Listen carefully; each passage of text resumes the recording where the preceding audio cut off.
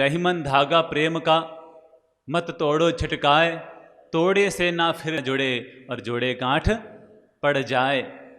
इस दुनिया में प्रेम एक ऐसा धागा है जिसको हमें कभी नहीं तोड़ना चाहिए, क्योंकि धागा अगर एक बार टूट जाता है और फिर अगर उसको वापस जोड़ा जाए तो उसमें गांठ तो रह ही जाती है।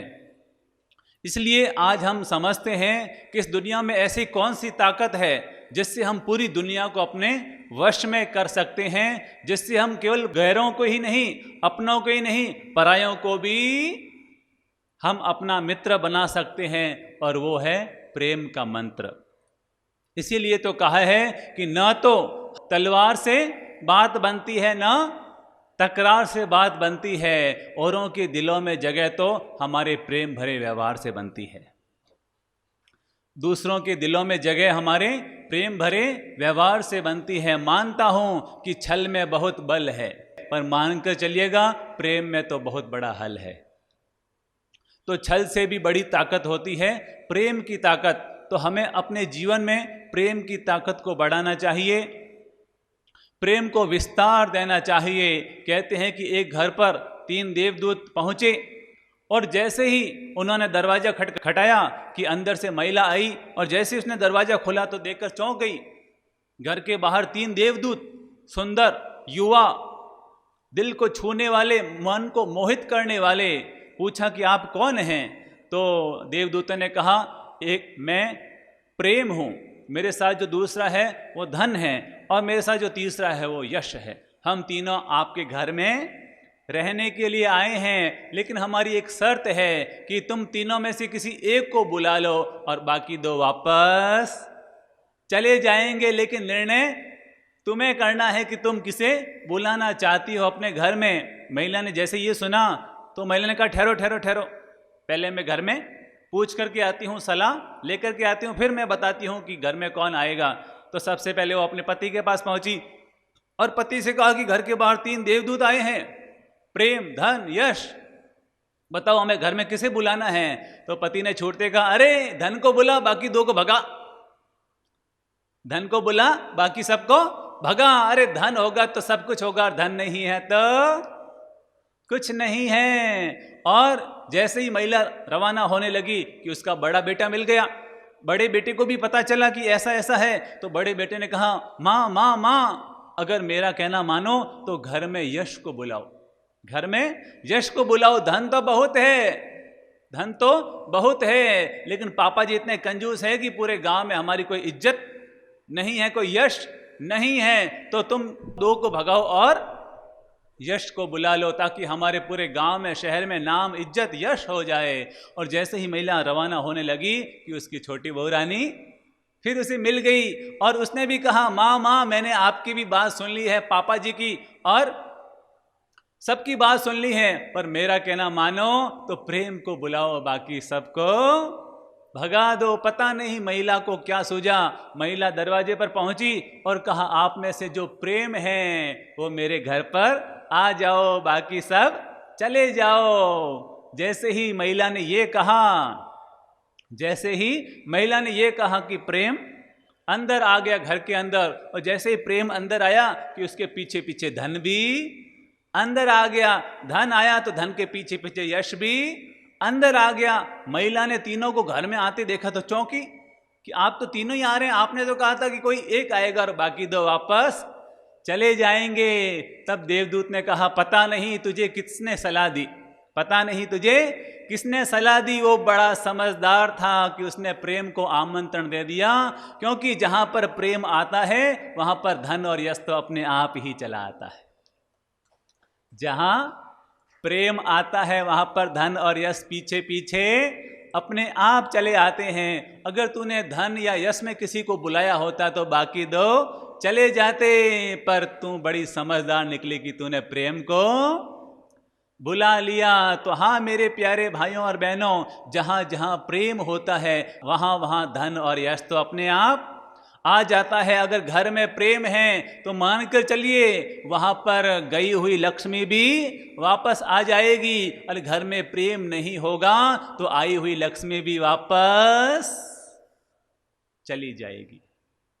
इसलिए हमें अपने घर में प्रेम का विस्तार करना चाहिए, अपने समाज में प्रेम का विस्तार करना चाहिए, पूरे विश्व में प्रेम का विस्तार करना चाहिए, क्योंकि अहिंसा से तो धरती का निर्माण होगा, पर प्रेम से धरती का विकास होगा। अहिंसा से धरती का निर्माण होगा और प्रेम से धरती का विकास होगा। इसलिए भगवान श्री महावीर ने कभी कहा था, जियो और जीने दो। उसका मतलब ही यही है कि खुद भी प्रेम से जियो और सबको प्रेम से जीने की व्यवस्था दो, सबको प्रेम से जीने का सुख दो, खुद भी प्रेम से जियो और सबको अपनी ओर से प्रेम बांटते चले जाओ। जैसे जैसे प्रेम बढ़ता जाएगा वैसे वैसे धरती का कायाकल्प अपने आप होता चला जाएगा। एक है प्रेम और एक है क्रोध, ये दो चीजें हैं और दोनों ही आपस में विरोधी है।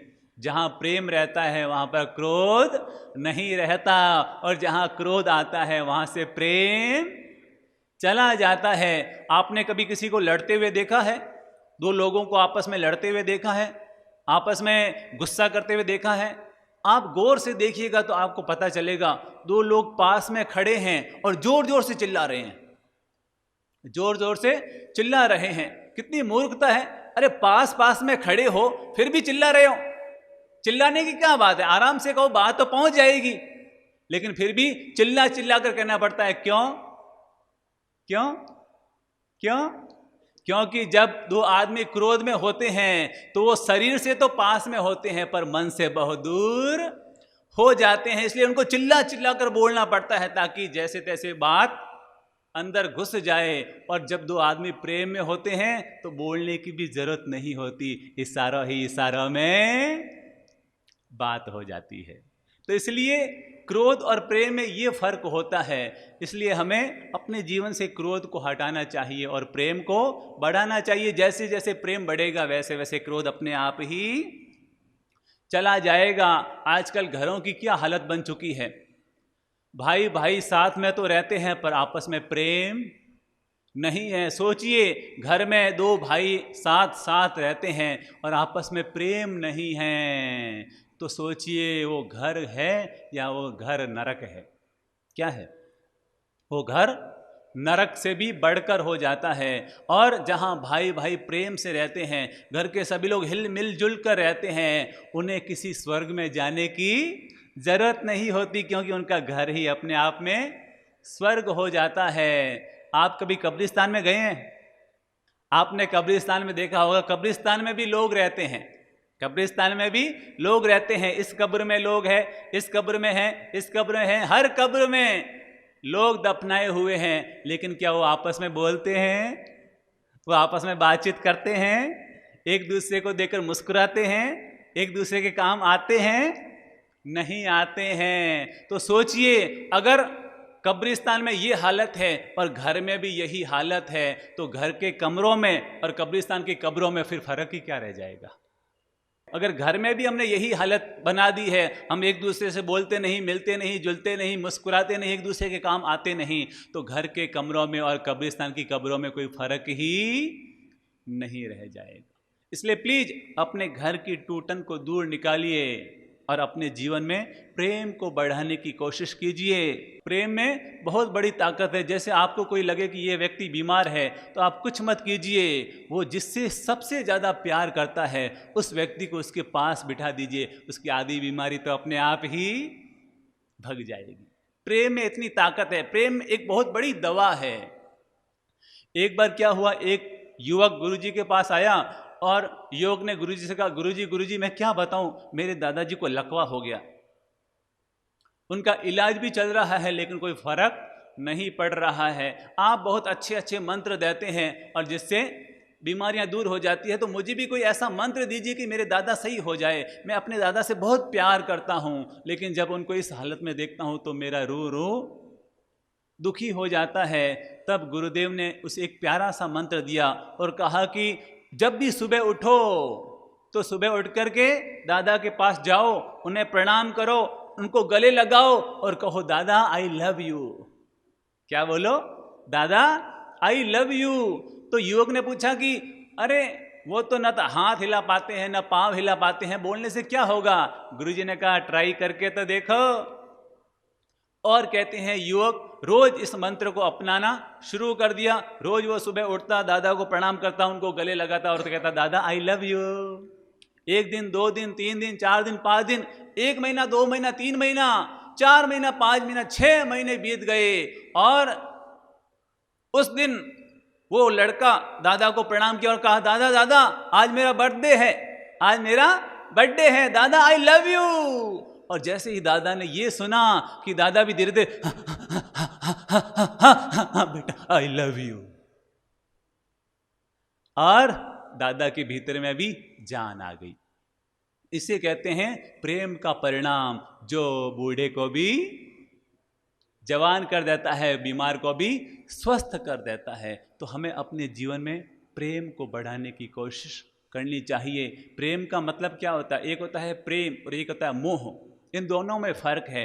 मोह हमें बांधता है और प्रेम हमारा विस्तार करता है। मोह हमें डबरा बना देता है पर प्रेम हमें सागर बना देता है। अगर एक लाइन में समझना हो कि प्रेम क्या है, कोई हमसे मिले, कोई हमसे बात करे, जब उसकी खुशी डबल हो जाए और उसका गम आधा रह जाए, उसे ही प्रेम कहा जाता है। तो हमें अपने जीवन में प्रेम को बढ़ाने के लिए नंबर 1, अगर हमारी किसी से बोलचाल बंद है, किसी से हमारी दुश्मनी है, किसी ने गलती कर दी है या हमसे कोई गलती हो गई है, तो संवत्सरी का इंतजार मत करो, पर्युषण का इंतजार मत करो, आज ही अपना खाता पूरा कर दो, खाता क्लियर कर दो और वो तैश और तकरार और झगड़ा इसको हटाओ और अपने भीतर में प्रेम बढ़ाते हुए क्षमा मांग लो और क्षमा कर दो, ताकि हमारे जीवन में प्रेम आ जाए। आज प्रेम की जरूरत सब जगह है, चाहे पति पत्नी हो तो भी प्रेम की जरूरत है, और सास बहू हो तो भी प्रेम की जरूरत है, भाई भाई हो तो भी प्रेम की जरूरत है, गुरु शिष्य है तो भी प्रेम की जरूरत है, समाज है तो वहाँ भी प्रेम की जरूरत है, सब जगह प्रेम की जरूरत है।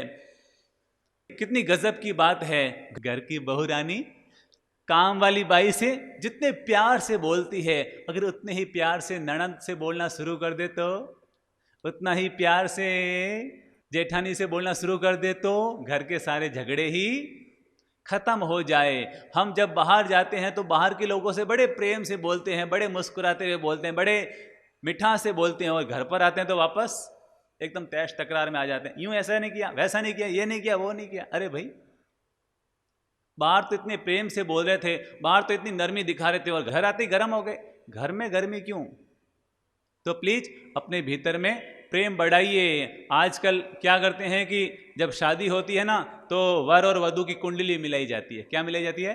कुंडली मिलाई जाती है। मैं तो कहूँगा अगर कुंडली मिलानी है तो वर वधू की मत मिलाइए, कुंडली मिलानी है तो सास और बहू की मिलाइए। ये इन दोनों की कुंडली मिल गई तो पूरा घर आराम से चल जाएगा। तो सास बहू की कुंडली, यानी कि सास बहू आपस में प्रेम से रहे, ये प्रेम से रहेंगे तो पूरा घर अपने आप ही स्वर्ग सरीखा बन जाएगा। मैं तो बहुओं से कहूँगा अपनी सासू माताओं की इतनी सेवा करो, इतनी सेवा करो, इतनी सेवा करो कि वो ससुराल गई हुई अपनी बेटी को भी भूल जाए। और सासू माताओं से कहूँगा कि वो अपनी बहुओं को इतना लाड करे, इतना लाड करे, इतना लाड करे कि वो अपने पियर के फ़ोन नंबर भी भूल जाए। आपस में इतना प्रेम होना चाहिए, इतना मिठास होना चाहिए, ताकि हमारा घर घर न रहे, घर भी स्वर्ग से ज्यादा सुंदर बन जाए।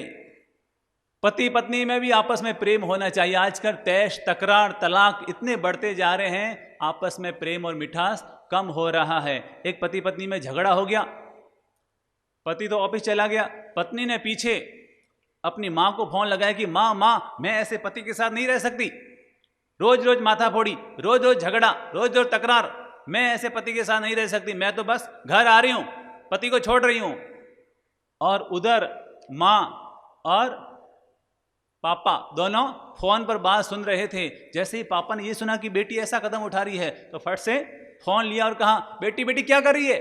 उसने कहा नहीं पापा मैं अब नहीं रह सकती, मैं आ रही हूँ, मैं हमेशा के लिए आ रही हूँ। तो पापा ने कहा ठीक है तू आ जा, लेकिन मुझे ये बता कि मैं किसी और लड़के से तेरी शादी करवा दूंगा, लेकिन क्या गारंटी है कि तेरी उसके साथ भी लड़ाई नहीं होगी, उसके साथ भी झगड़ा नहीं होगा, क्या गारंटी है। और बता कि तू जब हमारे घर में थी तो हमसे भी तो झगड़ा हो जाता था, हमसे भी तो लड़ाई हो जाती थी, तो क्या तू घर छोड़ के चली जाती थी। और पापा ने उसको समझाया और कहा कि बेटा तैश और तकरार मत कर, प्यार बड़ा, वापस जब शाम को पतिदेव आए तो वापस प्रेम और मिठास से पेश आना। पापा ने बेटी को समझाया, बेटी ने कहा ठीक है, मैं कोशिश करती हूँ, मैं प्रयास करती हूँ। शाम को पतिदेव जैसे ही घर आए तो वो लड़की, वो पत्नी उनको लेने के लिए दरवाजे पर गई, उनका सूटकेस लिया और उनको बिठाया और ठंडा ठंडा पानी उनको दिया। जैसे ही ठंडा ठंडा पानी उन्होंने पिया कि उनको सुबह की बात याद आ गई और पतिदेव को लगा वास्तव में मैंने जो गलत व्यवहार किया था वो सही नहीं था। उसने अपनी पत्नी से कहा सॉरी, मुझसे सुबह गलती हो गई। और जैसे ही पत्नी ने सुना तो पत्नी ने कहा अरे गलती आपकी नहीं थी, गलती तो मेरी थी। और पत्नी ने भी बोला सॉरी। और कहते हैं जैसे सुबह छोटी छोटी बात में झगड़ा का माहौल बन गया था, तैश और तकरार का माहौल बन गया था, शाम को थोड़ा सा प्रेम और मिठास भरा व्यवहार हुआ कि वापस आपस में मिठास घुल गया।